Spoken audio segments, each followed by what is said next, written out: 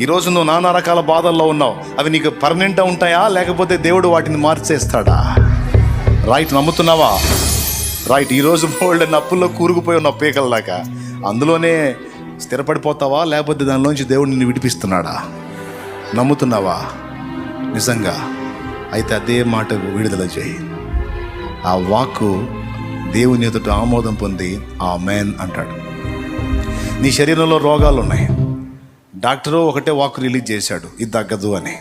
ఇంటి పక్కోళ్ళు ఒకటే walk release చేస్తున్నారు, ఇది తగ్గదని. నువ్వు కూడా అదే మాట చెప్పుకుంటున్నావా? కొంతమంది నా దగ్గరకు వచ్చి చెబుతారు, ఇది తగ్గేది కాదులే అన్నయ్య అంటారు.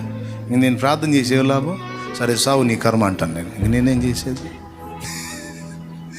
నా దగ్గరకు వచ్చి చెబుతారు ఏమని, డాక్టర్ చెప్పాడంట, అందరూ అదే అంటున్నారంట, ఇది తొందరగా తగ్గదంట. నా దగ్గరికి వచ్చేది, నేనేం చేసేది? ఇంకా నీవేమి నమ్ముచున్నావో అదే జరుగును కాక. ప్రార్థన చేస్తా, ప్రభువా ఈ బిడ్డ నమ్మిక చొప్పున చేయమని. చేసినాక మళ్ళీ దగ్గర తగ్గిద్దా? ఏం చెప్పాలి నేను? కాదు, లోకమంతా ఒకటి పలుకుతున్నా వాళ్ళకి ఎదురు పలుకు నువ్వు. అది నువ్వు ఆపోజిట్లో పలుకు, అంతే.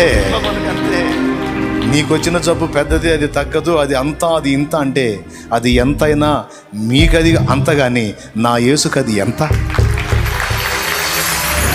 ఆయనకి ఎంత, అది ఆయనకి ఎంత. ఈరోజు మనకి పెద్ద మొత్తంలో పైసలు కావాలి, అమ్మో అమ్మో అన్నట్టుగా ఫేస్ పెట్టాం ఇందాక. మనకది పెద్ద మొత్తం. ఏసైకి ఎంత?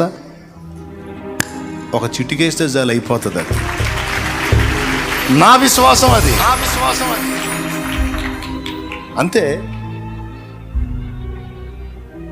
ఆత్మీయ జీవితంలో బలహీన పడుతున్నావు, లెగుస్తున్నావు. ఇక అంతే ఫిక్స్ అయిపోతున్నావా, లేకపోతే లేదు నిలబడతానంటావా?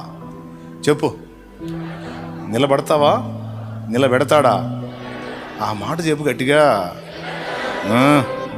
ఒట్టి విశ్వాసలాగానే ఉంటావా? దేవుని పని చేస్తావా?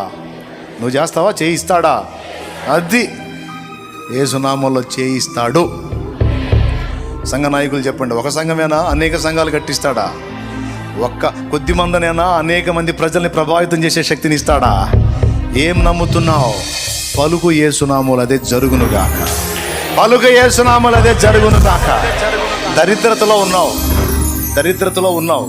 ఈ దరిద్రత నీకు స్థిరమేనా? దాన్ని దీవెనగా నా దేవుడు మారుస్తాడా? దీవెన. నీ భౌతికమైన వాటి విషయంలోనైనా, ఆత్మ సంబంధమైన వాటి విషయంలోనైనా నేను చెప్పిన ఈ మాట దయచేసి మర్చిపోవద్దు. నేను చెప్పినట్టు అదే నువ్వు పలుకుతా ఉంటావు.